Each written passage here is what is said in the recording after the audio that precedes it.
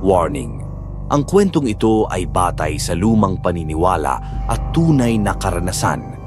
Makinig ka, pero tandaan mo may mga kwentong hindi dapat inuulit. Sa dami ng nakikinig, kakaunti lang ang may tapang na mag-subscribe. Isa ka ba sa kanila o isa ka lang sa mga dumadaan at nawala na lang bigla? Kung naririnig mo ito, hindi pa huli ang lahat. Mag-like, mag-share at mag-subscribe ka na sa The 13th Scream. At huwag mong kalimutan, i-click ang notification bell. Dahil minsan, ang tahimik na nakikinig, sila ang unang nawawala. Magsimula na tayo, isang kwentong hindi mo malilimutan. Ako si Eric at gusto kong ibahagi ang pinakamadilim na karanasang hindi ko kailanman inakala na mararanasan ko. Hanggang ngayon, hindi ko pa rin alam kung paano ko ito nalampasan, pero isang bagay lang ang sigurado, hindi ko na kailanman babalikan ang kabundukang iyon. Taong 2018 nang magpasya kaming magkaibigan na mag-hiking sa isang liblib na bundok sa Mindoro. Hindi ito isang sikat na hiking spot, pero ayon sa ilang lokal, isa ito sa pinakamagandang lugar kung gusto mo ng tunay na adventure. 5 kaming umalis. Ako, si Paulo, si Jigs, si Martin at si Danilo. Matagal na kaming magkakaibigan at palagi naming ginagawa ang ganitong mga adventure tuwing may pagkakataon. Pero ang hindi namin alam, ito ang magiging huling beses na makukumpleto ang grupo namin. Dumating kami sa isang maliit na barangay sa paanan ng bundok. Doon kami sinalubong ng ilang matatandang residente na nagbigay ng babala. Kung aakyat kayo, siguraduhin niyong bumaba bago magdilim, sabi ng isang matandang lalaki. May mga nawawala na riyan noon, hindi na natagpuan. Nagtawanan lang kami. Sanay na kami sa mga kwentong katatakutan ng matatanda. Akala namin gusto lang nilang takutin kami. Habang paakyat, napansin naming masyadong tahimik ang paligid. Walang ibon, walang kulisap, parang hindi natural. Wala kaming ibang nakitang grupo ng hiker kahit pa weekend noon. Pero dahil sanay na kami sa ganito, hindi na namin masyadong binigyan ng pansin. Nang dumating kami sa unang campsite, napansin namin ang isang lumang kubo na tila matagal nang walang nakatira. Nagpasya kaming doon muna magpahinga bago ipagpatuloy ang pag-akyat kinabukasan. Sa loob ng kubo, may mga lumang gamit. Parang may nakatira dati pero bigla na lang nawala. Isang lumang litrato ang naiwan sa mesa, larawan ng isang grupo ng hiker na hindi namin kilala. Ngunit nang tingnang mabuti ni Danilo, may isang bagay na nakakapangilabot. May isang taong nakatayo sa likod nila, malabo ang mukha, pero parang hindi ito kabilang sa grupo. Wala kaming naisagot kundi katahimikan. Hindi namin alam kung bakit, pero bigla na lang kaming nakaramdam ng hindi magandang pakiramdam. Habang lumalalim ang gabi, nagising ako sa isang malakas na tunog ng kaluskos sa labas ng kubo. Napatayo ako at sinilip ang labas. May anino akong nakita sa may kakahuyan, parang isang tao na nakatayo lang, hindi gumagalaw. Naramdaman kong humigpit ang hawak ko sa flashlight at unti-unti ko itong itinapat sa direksyon ng anino. At doon ko nakita, hindi lang isa kundi maraming anino. Nakatayo sila sa paligid ng kubo, tahimik lang, hindi gumagalaw. Para silang nagmamasid, naghihintay. Nang pinikit ko ang aking mata at muli itong dinilat, nawala sila.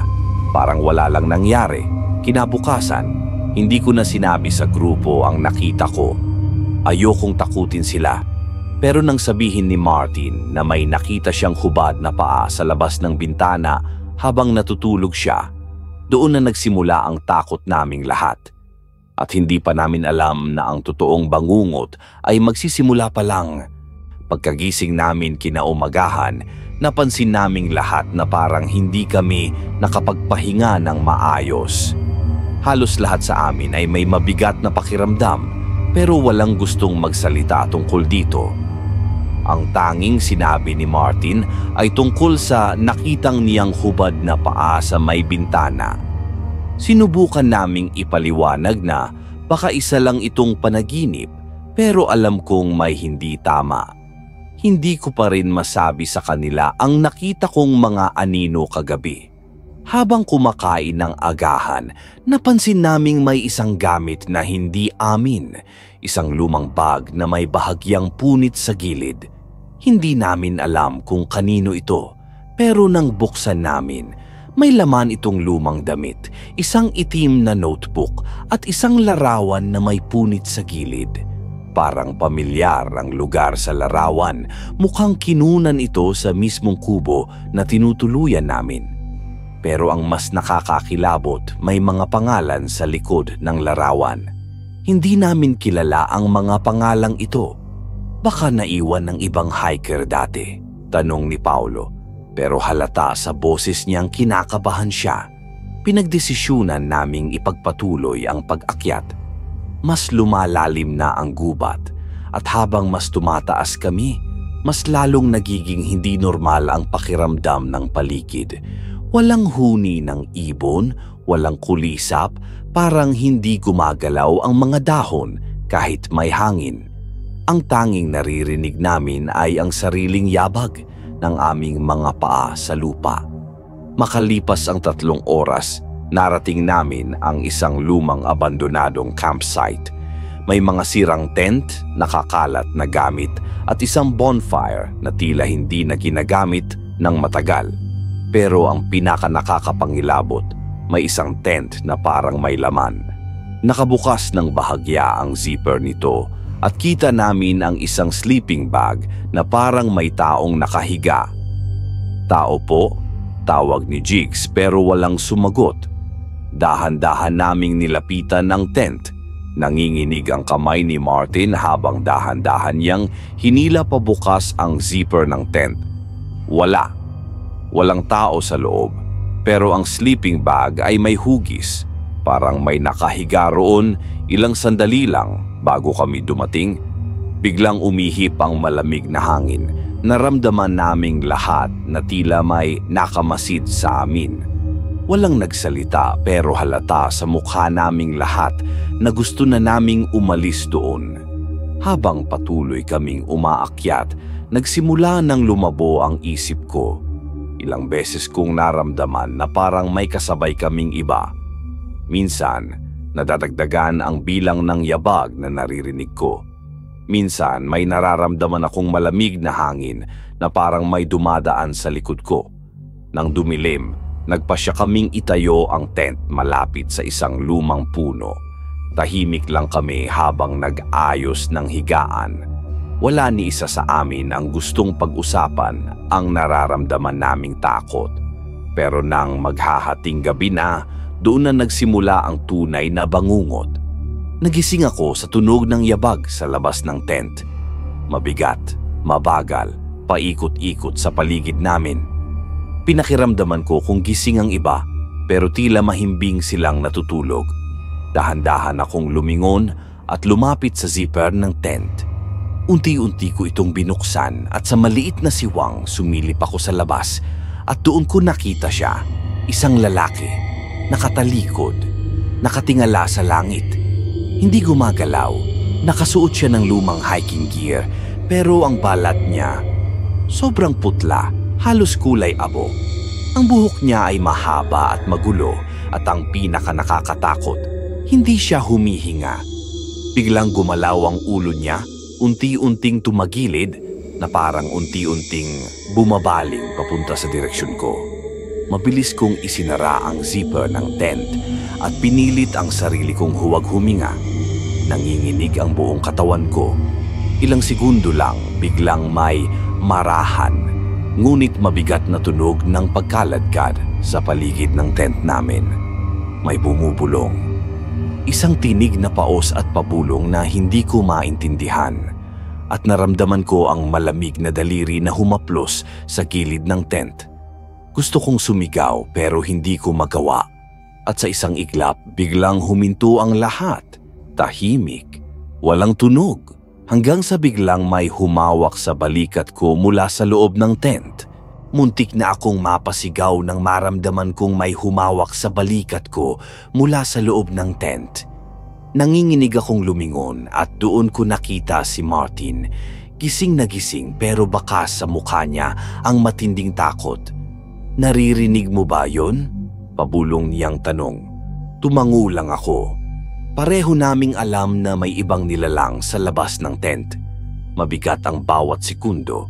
Ang paligid ay nakakabinging tahimik, pero pakiramdam ko ay may kung anong presensya sa mismong likod ng manipis na tela ng tent namin. Biglang suminghap si Paulo mula sa kabilang sulok ng tent. Gising na rin pala siya. "May nakita akong anino sa labas kanina," bulong niya. "Parang hindi tao, mahaba ang leeg." Wala ni isa sa amin ang kumilos. Para kaming mga estatwa nakikiramdam sa bawat galaw sa labas. At doon namin narinig ang pinakamalalang nangyari.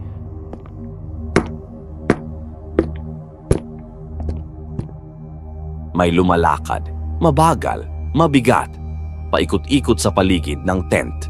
Tapos biglang tumigil, para bang may tumapat mismo sa harapan namin. Tumingin ako kay Martin at Paulo. Pigil hininga naming inantay ang susunod na mangyayari. Parang may humahagod ng matulis na kuko sa tela ng tent. Napapikit ako, nanginginig sa takot. Narinig kong bumubulong si Paulo, nagdarasal, pero hindi ko na naintindihan ang mga sinasabi niya. Maya-maya, may dumaan na anino mula sa labas. Isang silweta ng isang matangkad na nilalang na may hindi pangkaraniwang hubog ng katawan. Parang baluktot ang pagkakatayo nito. Ang ulo nito ay bahagyang nakayuko pero tila pilit nitong inilalapit sa tent namin. At pagkatapos ay huminto ito. Alam naming hindi lang ito imahinasyon. May kung ano sa labas ng tent namin. Isang bagay na hindi namin dapat nakikita. Dahan-dahang humawak si Martin sa aking braso. "Kailangan nating umalis dito." Aniya, halos hindi na lumalabas ang boses niya dahil sa takot.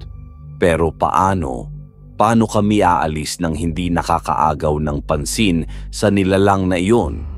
Biglang may narinig kaming sigaw mula sa kabilang tent. "Ano to?" sigaw ni Jigs. Kasabay nito ang pagkalabog ng kung anong mabigat sa lupa at ang mabilis na pagkaluskos ng mga dahon. Biglang gumalaw ang nilalang sa labas ng tent namin at tumakbo ito sa direksyon ng sigaw ni Jigs. Hindi na kami naghintay pa. Mabilis naming binuksan ang tent at lumabas. Dumiretso kami sa tent ni na Jigs at nakita naming gulat na gulat siya habol hininga. May humihila sa akin. "Na may kamay na humawak sa paa ko." Sigaw niya, hindi na alintana kung sino ang makakarinig. Napatingin kami sa paligid. Masyado nang madilim pero sa gilid ng aming paningin may gumagalaw sa kakahuyan. Isang anino na hindi dapat gumagalaw ng ganoon kabilis. "Tumatakbo yan," sigaw ni Paulo sabay turo sa anino. Walang nagaksaya ng oras. Kinuha namin ang pinakamahalagang gamit, mga ilaw, tubig, kutsilyo at nagmadaling umalis. Hindi na namin inisip ang tamang daan. Ang mahalaga ay makalayo kami sa lugar na yon. Habang tumatakbo, naririnig namin ang yabag na sumusunod sa amin. Pero ang pinaka nakakakilabot, hindi ito tunog ng normal na paa. Parang maraming paa ang tumatakbo ng sabay-sabay at mas mabilis ito kaysa sa amin. Sa gitna ng kaguluhan, nadapa si Martin. "Tulong!" sigaw niya habang pilit na umaahon mula sa lupa. Agad siyang inabot ni Paulo, hinila pataas at sabay kaming tumakbo paakyat. Wala na kaming pakialam kung tama ang direksyon namin o hindi. Ang tanging nasa isip namin ay makaligtas. Habang patuloy ang takbuhan namin, bigla akong nakaramdam ng malamig na hangin sa batok ko. Parang may humihinga sa likod ko. Dahan-dahan akong lumingon habang tumatakbo pa rin at doon ko ito nakita. Isang nilalang na hindi ko mailarawan ng maayos. Mahaba ang katawan nito, nakabaluktot ang leeg at tila walang mukha. Puro anino lang. Pero kahit wala itong mata, ramdam kong nakatingin ito sa akin. Hindi na ako lumingon ulit. Tumakbo na lang ako ng mas mabilis hanggang sa makarating kami sa isang maliit na bangin. Puta, anong gagawin natin? Sigaw ni Jigs nang makita niyang wala ng daan. Naririnig namin ang papalapit na mga yabag mula sa likod. Wala na kaming pagpipilian. Kailangan naming magdesisyon, lumaban o tumalon. Puta, anong gagawin natin? Sigaw ni Jigs habang nakatitig sa bangin sa harapan namin. Mataas ito. Kung tumalon kami, baka hindi na kami makatayo ulit. Pero kung manatili kami rito, siguradong maaabutan kami ng kung anong nilalang na humahabol sa amin. Nagkatinginan kami ni Martin, Paulo at Jigs. Wala na kaming oras para magplano. Nagsimula nang lumapit ang yabag mula sa kakahuyan at ang tunog nito ay hindi normal. Parang maraming paa na gumagapang sa tuyong lupa. Biglang nagsalita si Martin. Wala na tayong choice. Mas mabuti nang tumalon kaysa mahuli tayo. Nanginginig ang tuhod ko sa takot pero wala akong pagpipilian. Isa-isa kaming tumalon pababa. Una si Paulo, sumunod si Jigs, tapos si Martin. Ako na lang ang natitira. Bago ako tumalon, saglit akong lumingon at doon ko ito nakita. Nakabalandra sa dulo ng gubat ang nilalang. Mahaba ang katawan nito, hindi pantay ang mga kamay at paa at tila wala itong mukha. Pero ramdam ko ang titig nitong dumidikit sa balat ko. Ang anino nito ay hindi natural, parang lumalawak at gumagalaw sa lupa. Tumalon ako. Bumagsak ako sa madamong bahagi ng bangin, nadaplisan ng mga sanga. Pero hindi ako nasaktan ng malala. Agad akong tumayo at tiningnan ang iba. Lahat kami sugatan at hingal pero walang nabalian ng buto. Nang magsisimula na kaming tumakbo, bigla naming narinig ang isang napakalalim na ungol mula sa itaas. Napatingala kami at nakita namin itong nakadungaw mula sa itaas ng bangin. Hindi ito tumalon pero naramdaman naming may bumalot na matinding lamig sa paligid. Takbo! Sigaw ni Jigs. Patuloy kaming sumugod sa kagubatan, dumaan sa makikitid na daan at lumang mga kahoy na tulay. Hindi na namin alam kung tama pa ang tinatahak naming direksyon.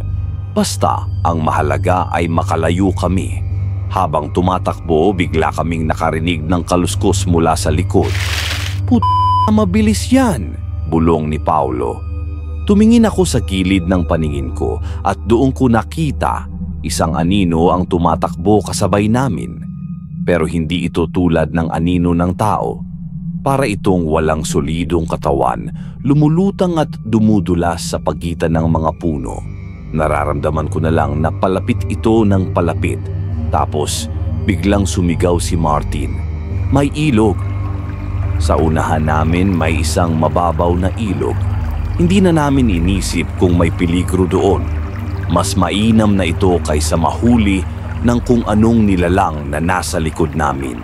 Isa-isa kaming tumalon at nagsimulang lumangoy patawid. Malamig ang tubig pero hindi namin ito ininda. Nang makarating kami sa kabila, agad kaming tumakbo paakyat sa kabilang pampang. Nang lingunin namin ang ilog, hindi namin inaasahang makikita namin yon. Ang nilalang ay nakatayo sa kabila ng tubig. Hindi ito tumatawid. Nakatitig lang ito sa amin, parang galit, parang nagmamasid. Ang anino nito ay umaalon-alon sa tubig, pero hindi ito lumulusong. Nagkatinginan kami ni Paulo. Takot yan sa tubig, bulong niya. Hindi na namin hinintay pang malaman kung hanggang kailan ito tatayo roon. Mabilis kaming naglakad. Sinundan ang ilog pabalik sa daan kung saan kami nagmula. Matapos ang halos isang oras ng paglalakad, sa wakas, Nakita na namin ang lumang trail na dinaanan namin kanina. Nandoon pa ang mga marka ng sapatos namin sa lupa. Malapit na tayo, sigaw ni Jigs. Pero bago kami tuluyang makalayo, may narinig kaming isang bulong mula sa hangin. Hindi ito nagmula sa amin.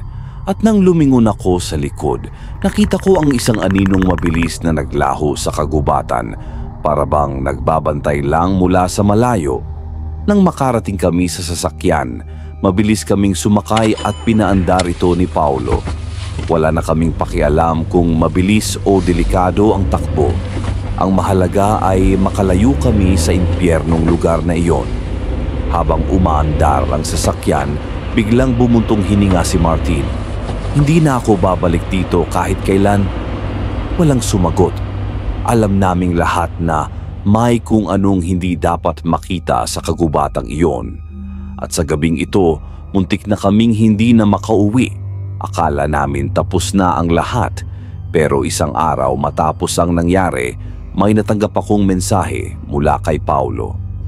"Bro, may nakunan akong litrato nung nasa ilog tayo. Wala akong maalalang kumuha ako ng picture, pero tingnan mo to." Napakunot ang noo ko at binuksan ang attachment. Nanlaki ang mga mata ko sa nakita ko. Isa yung larawan naming 5 na nakatayo sa tabi ng ilog. At sa likod namin, may isang aninong nakatayo sa tubig, nakangisi. May kilala akong albularyo. Baka matulungan tayo. Hindi to basta multo, men. May kinalaman to sa lugar na pinuntahan natin. Napabuntong hininga ko. Kailangan natin siyang puntahan bago pa maging mas malalato. Wala nang debate. Kinabukasan, nagkita-kita kami sa isang lumang bahay sa labas ng bayan. Matanda na ang albularyo, isang babaeng kulubot ang mukha, pero matalim ang mga mata. "May dala kayong sumpa," sabi niya nang hindi pa man kami nakakapagsalita. Napatinginan kami sa isa't isa, hindi na kami nag-aksaya ng oras at ikinuwento namin ng lahat. Tahimik lang siyang nakinig, tapos tumango. "May iniwan kayong bukas na daan. Ang nilalang na yon, hindi yan basta nagpapakita. Sinundan kayo dahil may gusto itong kunin sa inyo." "Ano yon?" tanong ni Martin. Muling tumingin ang matanda sa amin pero tumagal lang tingin niya sa akin. "Ikaw, bata, may kinuha ka bang kahit ano mula sa lugar na yon?" Napaisip ako. Wala naman akong kinuha, pero biglang sumagi sa isip ko ang isang bagay. Ang bato. Noong nasa ilog kami, napulot ko ang isang maliit, itim na bato. Kakaiba ito sa iba. Makintab, halos parang salamin, pero mainit sa pakiramdam. Hindi ko ito binigyang pansin noon, inilagay ko lang sa bulsa. Dahan-dahan kong inilabas ang bato mula sa bag ko at ipinakita sa kanya. Napaatras bigla ang matanda. "Itapon mo yan ngayon din." Hindi ko alam kung bakit pero hindi ko magalaw ang kamay ko. Para bang may pumipigil sa akin na bitiwan ito. "Huwag mong hawakan yan ng matagal," sigaw ng albularyo, sabay-saboy ng isang pulbos na kulay puti sa ibabaw ng bato. Biglang uminit ito sa kamay ko na parang nasusunog ang palad ko. Napasigaw ako at nabitawan ito. Sa mismong oras na bumagsak ang bato sa lupa, sumigaw si Jigs. "P***na, may nakikita ako!" Lumingon kami at nakita naming nanginginig siya, nakaturo sa may bintana. At doon namin nakita ito. Sa labas ng bahay, sa ilalim ng araw, may isang maitim na figura na hindi dapat naroon. Hindi ito dapat makita sa liwanag ng umaga, pero malinaw ito sa harapan namin. Matangkad, walang mukha, at nakatayo lang doon. Pinulot ng albularyo ang bato gamit ang isang puting tela at mabilis itong isinilid sa isang garapon na may kakaibang simbolo. Biglang naglaho ang figura sa labas. "Tapos na ba?" Mahina kong tanong. Huminga ng malalim ang matanda. "Sa ngayon, oo. Pero tandaan nyo, huwag na kayong babalik sa lugar na yon at huwag na kayong kukuha ng anuman mula sa hindi nyo naiintindihan. Walang nagsalita sa amin. Lahat kami gulat pa rin sa nangyari. Umalis kami sa bahay na yon nang may bigat sa dibdib. Alam naming ligtas na kami, pero sa loob-loob namin may isang bagay kaming alam na totoo. Hindi lahat ng misteryo sa mundo ay dapat alamin. At minsan, may mga nilalang na hindi dapat nating makita. Kung nagustuhan mo ang kwento, huwag kalimutang mag-subscribe sa The 13th Scream at i-click ang notification bell dahil may mga kwentong hindi lang nananatiling kwento,